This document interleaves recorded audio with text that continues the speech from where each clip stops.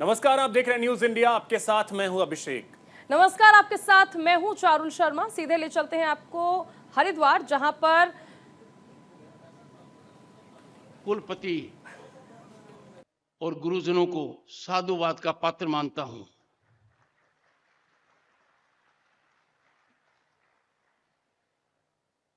वेद विज्ञान महाकुंभ का ये पर्व हमें हमारी प्राचीन ज्ञान और विज्ञान के प्रति गर्व महसूस करने का एक अद्वितीय अवसर प्रदान करता है।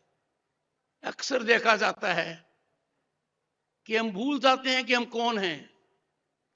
थोड़ा अंदर झांकेंगे तो पता लगेगा विश्व में हमारा मुकाबला करने वाला और कोई देश नहीं है। यह सुखद विषय है, सुखद संयोग है कि अमृत काल में अनेक कदम सरकार ने उठाए हैं जो हमारी संस्कृति और वेदों के अनुरूप उठाए गए हैं। भारत के प्रधानमंत्री नरेंद्र मोदी जी ने स्वतंत्रता दिवस पर लाल किले के प्राचीर से नागरिकों द्वारा अपने कर्तव्य पालन के पंच प्राण का आह्वान किया था। आने वाले 25 साल के लिए देश को पंच प्राण पर अपनी शक्ति, अपने संकल्पों और अपने सामर्थ्य को केंद्रित करने पर जोर दिया था। आप इसकी सार्थक शुरुआत करेंगे। पंच प्राण क्या है? विकसित भारत, पहला प्राण। हमारी यात्रा निरंतर बढ़ती जा रही है। हमें दिख रहा है कि भारत निश्चित रूप से विकसित भारत होगा। 10वें नंबर की अर्थव्यवस्था आज दुनिया में 5वें नंबर पर आ गई है। दशक के अंत में यह 3 नंबर पर आ जाएगी।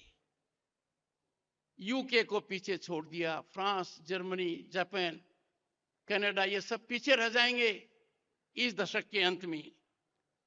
दूसरा, गुलामी की हर सोच से मुक्ति। कुछ लोग अब भी अंग्रेजियत के गुलाम हैं, हमारी संस्कृति में विश्वास नहीं रखते। तो आप सुन रहे थे उपराष्ट्रपति जगदीप धनखड़ को। चलिए रुक करते हैं अगली खबर की ओर। बीजेपी की बैठक का आज दूसरा और अंतिम दिन है। दिल्ली में बीजेपी के राष्ट्रीय पदाधिकारियों की बैठक चल रही है। ये बड़ी जानकारी आपको दे रहे हैं, जहां बीजेपी एक बड़ी बैठक कर रही है। बिल्कुल, देखिए 2 दिवसीय ये बैठक थी। कल इसकी शुरुआत हुई थी, आज अंतिम दिन है और इसमें लोकसभा चुनाव की रणनीति पर चर्चा की जानी है। और इसी के साथ ये भी कहा जा रहा है कि राम मंदिर के मुद्दे पर भी इसमें चर्चा की जा सकती है। बीजेपी की बैठक का दूसरा और अंतिम दिन, पदाधिकारियों की ये बैठक और लोकसभा चुनाव में क्या रणनीति रहने वाली है, और खासकर जब 27 विपक्षी पार्टियां एक साथ मिलकर गठबंधन में चुनावी मैदान में उतरने वाली है। ऐसे में लोकसभा चुनाव को लेकर बीजेपी की रणनीति क्या रहेगी, इस बैठक में ये अहम मुद्दा रहने वाला है चर्चा का। कल प्रधानमंत्री नरेंद्र मोदी भी इसमें पहुंचे थे और आज इस बैठक का दूसरा दिन है, अंतिम दिन। तो जानकारी ये भी है कि आज दोपहर 2 बजे केंद्रीय गृह मंत्री अमित शाह भी इस बैठक में शामिल होने के लिए बीजेपी दफ्तर पहुंचेंगे। तो बीजेपी के राष्ट्रीय पदाधिकारियों की बैठक इस समय चल रही है। सुबह 10 बजे यह बैठक की शुरुआत हुई थी और आपको बता दें कि यह बैठक इस समय जारी है। दोपहर 2 बजे केंद्रीय गृह मंत्री अमित शाह भी इस बैठक में शामिल होने के लिए पहुंचेंगे। चलिए आगे बढ़ते, एक बड़ी खबर संसद सुरक्षा चूक से जुड़ी ये बड़ी खबर है। आरोपी महेश कुमावत की कोर्ट में पेशी हुई है। पटियाला हाउस कोर्ट में महेश कुमावत की पेशी। तो आपको बता दें, महेश कुमावत की पुलिस हिरासत 5 जनवरी तक बढ़ी है। ये जानकारी आपको दे रहे हैं। संसद सुरक्षा चूक मामले में इसकी गिरफ्तारी हुई थी, तो 5 जनवरी तक के लिए इसकी हिरासत बढ़ा दी गई है। ये बड़ी जानकारी आपको दे रहे हैं। महेश कुमावत को आज पटियाला हाउस कोर्ट में पेश किया गया, जहां से उसे अब 5 जनवरी तक के लिए पुलिस की हिरासत में भेज दिया गया है। रुक करते अगली खबर की ओर। योगी सरकार मना रही है किसान सम्मान दिवस। सीएम योगी ने चौधरी चरण सिंह को श्रद्धांजलि दी है। यह बड़ी जानकारी आपको दे रहे हैं। किसान सम्मान दिवस आज मना रही है योगी सरकार। सीएम योगी ने सम्मान समारोह को संबोधित भी किया। अच्छे प्रशासक और एक महान किसान नेता थे चौधरी चरण सिंह। 9 सालों में हमने बदलते भारत को देखा है। किसानों ने पहली बार ये महसूस किया है। देश के अन्नदाता किसानों ने इस बात को महसूस किया है कि किसान भी किसी सरकार के प्राथमिक एजेंडे का हिस्सा है। इसके लिए प्रधानमंत्री मोदी जी के नेतृत्व में जो कार्यक्रम चले हैं पिछले 9.5 वर्ष के अंदर, वे हम सबके सामने हैं। किसान की उपज को सुरक्षा की गारंटी देना, प्रधानमंत्री फसल बीमा योजना का कार्यक्रम हो या प्रधानमंत्री कृषि सिंचाई योजना के कार्यक्रम, हर खेत तक पानी पहुंचे। अन्नदाता किसान को किसी के सामने हाथ न फैलाना पड़े। लागत का 1.5 गुना दाम अन्नदाता किसानों को एमएसपी का ईमानदारी के साथ उन तक पहुंचाने का कार्यक्रम हो, या फिर प्रधानमंत्री किसान सम्मान निधि के माध्यम से अन्नदाता किसानों के जीवन में व्यापक परिवर्तन करते हुए अब तक 15 किस्त प्रधानमंत्री किसान सम्मान निधि का हमारे अन्नदाता किसानों के पास चलिए आगे बढ़ते। एक बड़ी खबर, कर्नाटक में हिजाब पर लगा प्रतिबंध हटा दिया गया है। सिद्धरमैया ने पिछली सरकार का फैसला पलट दिया है। बड़ी खबर, कर्नाटक में हिजाब पर लगा बैन हटा दिया गया है। तो ये बड़ी जानकारी आपको दे रहे हैं। सीएम सिद्धरमैया ने कहा कि सबको अपनी पसंद के कपड़े पहनने का अधिकार है। कर्नाटक की कांग्रेस सरकार ने हिजाब पर लगे प्रतिबंध को हटा दिया है। मुख्यमंत्री सिद्धरमैया ने हिजाब पर लगे बैन को हटाने के निर्देश दिए हैं। उन्होंने कहा कि सबको अपनी पसंद के कपड़े पहनने का अधिकार है। मुख्यमंत्री ने कहा कि उन्होंने कर्नाटक के स्कूल और कॉलेजेस में हिजाब पर लगे बैन को हटाने के अधिकारियों को निर्देश दे दिए हैं। इसी के साथ बीजेपी पर हमला बोलते हुए सिद्धरमैया ने कहा कि पीएम मोदी का सबका साथ सबका विकास का नारा फर्जी है। बीजेपी परिधान और जाति के आधार पर लोगों और समाज को बांट रही है।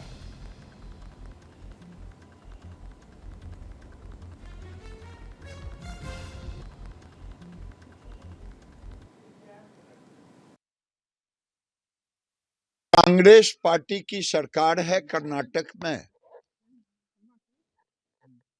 और हिजाब पे प्रतिबंध उठाया है।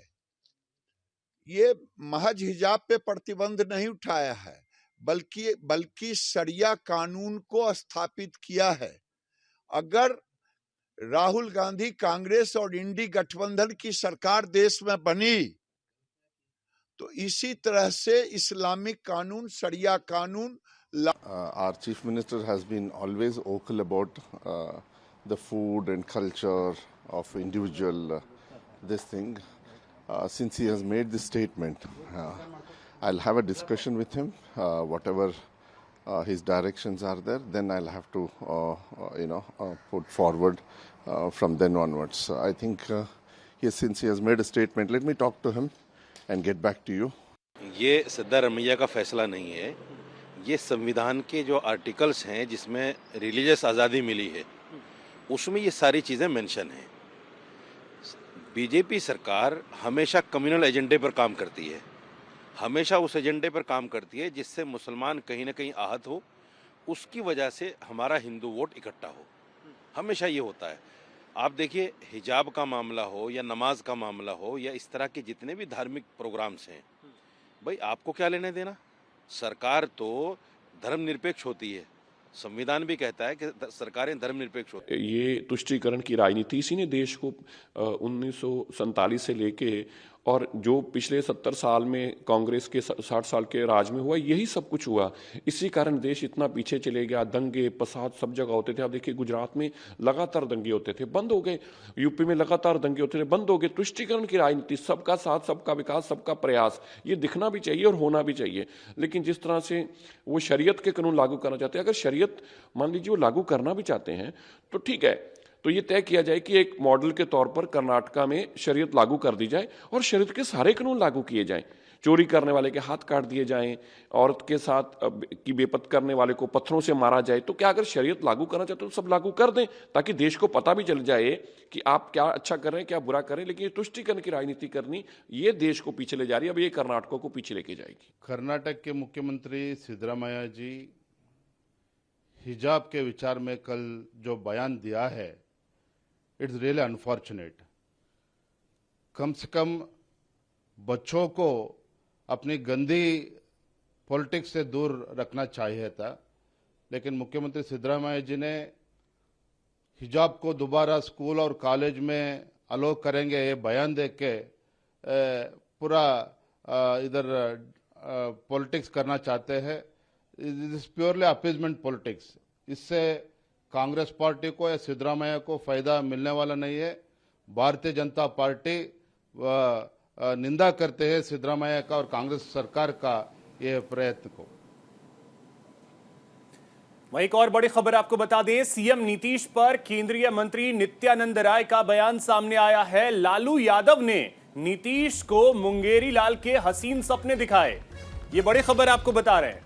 सीएम नीतीश को लेकर केंद्रीय मंत्री नित्यानंद राय का एक बड़ा बयान सामने आया। उन्होंने कहा कि सीएम नीतीश कुमार के ये सपने पूरे नहीं होंगे। इंडिया गठबंधन के व्यवहार के बाद उन्हें पता चल रहा है। इंडिया गठबंधन में बिहार के सीएम नीतीश कुमार को पीएम चेहरा बनाने को लेकर केंद्रीय मंत्री नित्यानंद राय ने बयान दिया। उन्होंने कहा कि इंडिया गठबंधन में जो व्यवहार नीतीश कुमार के साथ हुआ है वो नीतीश कुमार को अब पता चल रहा है। मुंगेरी लाल के हसीन सपने लालू प्रसाद यादव ने उन्हें दिखाए, जो पूरे नहीं होंगे।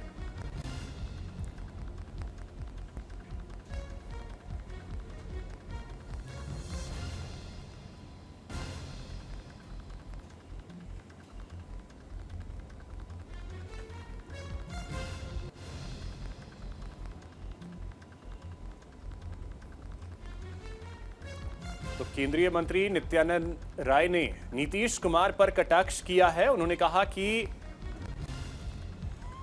उनके सपने पूरे नहीं होंगे। जिस लोग इंडिया गठबंधन में कांग्रेस के द्वारा जो व्यवहार नीतीश जी के द्वारा हुआ है, नीतीश जी के साथ हुआ है, वह नीतीश जी को अब पता चल रहा। पहले से हम लोग कहते हैं ना कि जिस लोभ में गए हैं प्रधानमंत्री के उम्मीदवार बनने, वहाँ कभी पूरा होने वाला नहीं है। इनको मुंगेरी लाल के हसीन सपने लालू जी दिखा दिए, आरजेडी वाला दिखा दिया, लेके इनको कांग्रेस के साथ चले गए। और शुरू से ही इनको समझ में आने लगा था, लेकिन मजबूरी में उसके साथ बने हुए थे। अब परिणाम तो सामने आ गया है। चलिए आगे बढ़ते। एक बड़ी खबर राम मंदिर प्राण प्रतिष्ठा से जुड़ी एक बड़ी खबर। 22 जनवरी को राम मंदिर प्राण प्रतिष्ठा समारोह होना है। सीताराम येचुरी और अधीर रंजन चौधरी को न्योता भेजा गया है। तो आपको बता दें कि 22 जनवरी को राम मंदिर प्राण प्रतिष्ठा कार्यक्रम होना है और इसको लेकर के न्योता मिला है अधीर रंजन चौधरी को। ये देखिए तस्वीर आपको दिखा रहे। सीताराम येचुरी को निमंत्रण दिया गया। अयोध्या में बन रहे राम मंदिर का उद्घाटन 22 जनवरी को होना है। रामलला की प्राण प्रतिष्ठा की तैयारियां जोरों पर है। इस समारोह के लिए मेहमानों को न्योता दिया जा रहा है। इसी कड़ी में अब सीताराम येचुरी और अधीर रंजन चौधरी को भी न्योता मिल गया है। अधीर राम मंदिर उद्घाटन के लिए आमंत्रित उन्हें किया गया है।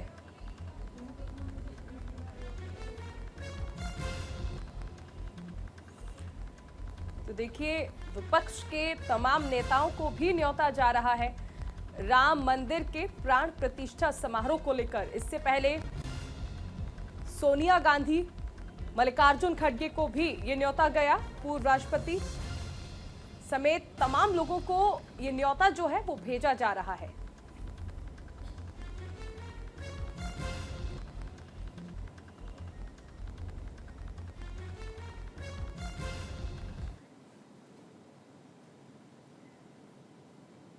वहीं आपको बता दें राम मंदिर उद्घाटन पर चंपत राय का एक बड़ा बयान सामने आया है। 22 जनवरी का महत्व 15 अगस्त 1947 के ही जैसा है। ये बड़ी खबर आपको बता रहे हैं। चंपत राय ने ये बड़ा बयान दिया है जिसमें उन्होंने कहा है कि राम मंदिर का जो उद्घाटन होना है 22 जनवरी को, वो दिन जो है, वो तारीख जो है, वो 15 अगस्त 1947 जितना ही महत्वपूर्ण है। 22 जनवरी को राम मंदिर का उद्घाटन होना है, प्राण प्रतिष्ठा होनी है रामलला की। और ऐसे में चंपत राय का ये बड़ा बयान, जिसमें उन्होंने कहा कि 22 जनवरी का महत्व 15 अगस्त 1947 जैसा ही है। 15 अगस्त 1947 यानी आजादी का दिन। हिंदुस्तान के सम्मान की पुनर्प्रतिष्ठा 22 जनवरी उतना ही महत्वपूर्ण है जितना 15 अगस्त 1947 था, जितना कारगिल को वापस प्राप्त करना था, जितना 1971 में 1 लाख सैनिकों की नजरबंदी इंपॉर्टेंट थी, ये उतना ही इंपॉर्टेंट। हम कह सकते हैं इतिहास बनेगा और लोग आगे तक जैसे इतिहास बन गया, इतिहास तो बन गया। उधर अयोध्या में 22 जनवरी को राम मंदिर की प्राण प्रतिष्ठा की जाएगी। वहीं मंदिर का गर्भगृह बनकर तैयार हो गया है। अब पहले फ्लोर का निर्माण शुरू हो गया है। फ्लोर निर्माण में जिन पत्थरों का इस्तेमाल होना है, उन्हें बंसी पहाड़पुर से लाया गया है। इसी को लेकर हमारे संवाददाता ने वहां का जायजा लिया, आपको दिखाते हैं। अयोध्या में भव्य राम मंदिर का निर्माण कार्य तेज गति से चल रहा है। आपको बता दें, गर्भगृह का निर्माण कार्य पूरा हो चुका है। 22 जनवरी को प्रधानमंत्री नरेंद्र मोदी अयोध्या आएंगे। अयोध्या में भगवान रामलला का प्राण प्रतिष्ठा बड़े भव्य तरीके से मनाया जाएगा। हम इस समय मौजूद हैं 1989 में बनाई गई कार्यशाला, यानी कि जहां पर मंदिर निर्माण होने के लिए पत्थर रखे गए थे, हम उसी जगह पे मौजूद हैं। और आपको बता दें, अगर गर्भगृह में जो भी पत्थर लगाए गए हैं वो पत्थर यहीं पे रखे हुए थे और यहाँ से तराशी का कार्य किया गया था। पंसी पहाड़पुर के पत्थर उसके बाद आए, तो वहाँ भी ये जो मज़दूर हैं तराशी का कार्य कर रहे हैं। और साफ तस्वीरों में आप देख सकते हैं किस तरह से यह नक्काशी की जा रही है। ये वही मज़दूर हैं जो बंसी पहाड़पुर के पत्थर आए और साथ ही साथ जो राजस्थान के कारीगर हैं वही इस नक्काशी का कार्य कर रहे हैं। आपको बता दें, ये वही कार्यशाला है जहाँ पे 1989 से लगातार पत्थरों का जमावड़ा था। यहाँ पर आप देख सकते हैं कि किस तरह से अभी भी पत्थर प्रथम तल बनाने के लिए रखे हुए हैं। और आप दूसरी साइड अगर हमारे देखेंगे तो इधर जो पिलर हैं, जो प्रथम तल पर पिलर लगाए जाएंगे, उसकी साफ सफाई का कार्य तेज गति से चल रहा है। कहा जाए तो प्राण प्रतिष्ठा होने के बाद मंदिर निर्माण की प्रगति का जो कार्य है, मतलब अगर कहें तो 2 गुनी से ज़्यादा 4 गुनी मतलब तेजी से कार्य शुरू हो जाएगा। मंदिर निर्माण कार्य पूरा होने के लिए श्री राम जन्मभूमि तीर्थ क्षेत्र ट्रस्ट पूरी कहें तो पूरी कवायद शुरू कर दिया है कि समय समय पर अपने भक्तों को, राम भक्तों को समय समय पर नई नई तस्वीरें जारी करके दिखाता रहता है कि हालांकि राम मंदिर निर्माण कार्य पूरा कहाँ तक हुआ है। बाकी जो पत्थर हैं, पत्थर की नक्काशी बड़ी तेज़ी से हो रही है। यही पत्थर प्रथम तल के निर्माण कार्य, यानी कि कहें तो पूरे मंदिर के निर्माण कार्य में उपयोग किया जाएगा। अयोध्या से न्यूज़। लैंड फॉर जॉब घोटाला मामले से जुड़ी बड़ी खबर आपको बता दें, तेजस्वी यादव को ईडी का दूसरा समन मिला है। ये बड़ी जानकारी आपको दे रहे हैं। लैंड फॉर जॉब मामले से जुड़ी ये बड़ी जानकारी, दूसरा समन मिला है तेजस्वी यादव को। 5 जनवरी को ईडी के सामने पेश होंगे तेजस्वी। लैंड फॉर जॉब घोटाले में ईडी ने ये समन भेजा है। बड़ी खबर, दूसरा समन भेजा गया है तेजस्वी यादव को। 5 जनवरी को पूछताछ के लिए बुलाया गया है। आपको बता दें कि लालू यादव को भी समन मिला हुआ है, तेजस्वी यादव को भी समन मिला था, लेकिन वो पेश नहीं हो सके थे, जिसके बाद अब उन्हें दूसरा समन मिला है। और बड़ी जानकारी यह है कि 5 जनवरी को लालू यादव तेजस्वी यादव पेश होंगे। वही 27 दिसंबर के दिन लालू यादव भी पेश होने वाले हैं। ये बड़ी जानकारी फिलहाल आपको दे रहे हैं। लालू परिवार की मुश्किलें कम नहीं हो रही हैं। तेजस्वी यादव को ईडी ने दूसरा समन भेज दिया है। पहले समन पर तेजस्वी यादव पहुंचे नहीं थे। अब दूसरा समन जारी किया गया है। तो लैंड फॉर जॉब का ये मामला जिसको लेकर के ईडी ने समन भेजा है और आपको बता दें कि जो पहला समन मिला था उस समन के आधार पर तेजस्वी यादव पेश नहीं हुए थे, जिसकी वजह से अब उन्हें दूसरा समन भेजा गया है।